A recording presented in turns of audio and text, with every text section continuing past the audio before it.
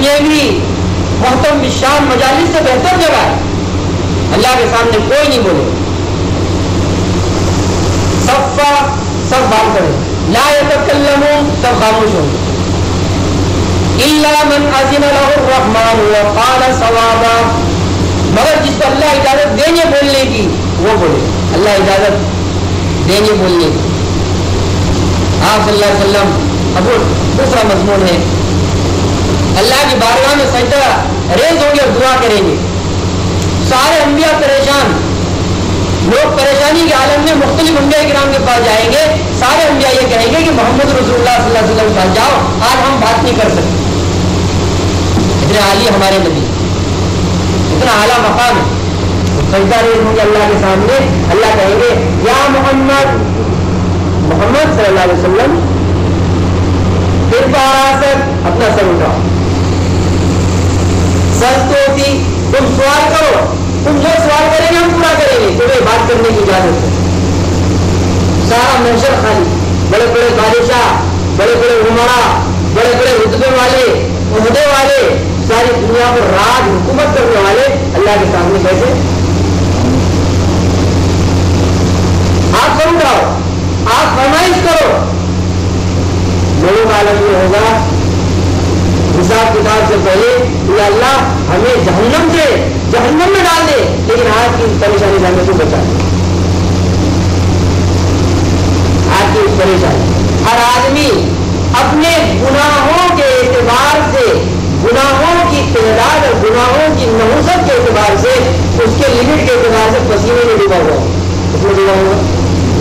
اللہ کا معیار نظام ایسے موقع حساب کتاب کی فرمائی.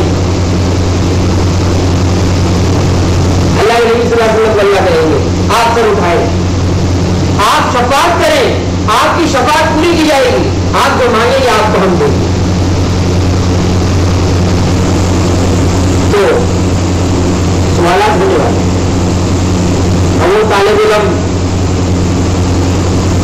وہ اسٹوڈنٹ, اس کی بیوقوفی کی کوئی حد نہیں, جسے اہم امتحانات کے پرچوں کے سوالات معلوم ہو جائے تو یہ پرچے کے اندر یہ سوالات آنے والے, جسے کہتے ہیں پرچہ لیک ہو جائے, کیا ہو جائے گا, پرچہ لیک ہو جائے, یہ سوالات آنے والے ہیں. پھر بھی وہ اس میں کامیاب نہ ہو تو اس کی رسوائی کا کوئی اندازہ نہیں ہے, اس کی حماقت اور اس کی بیوقوفی کی کوئی حد نہیں ہے.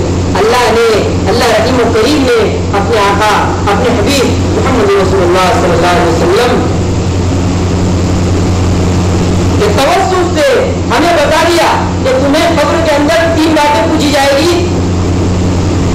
3 باتیں, اسی لیے علماء نے علم کی تعریف میں ایک بات لکھی, علم کسے کہتے ہیں؟ ایک بات میں عرض کروں, علم کسے کہتے ہیں؟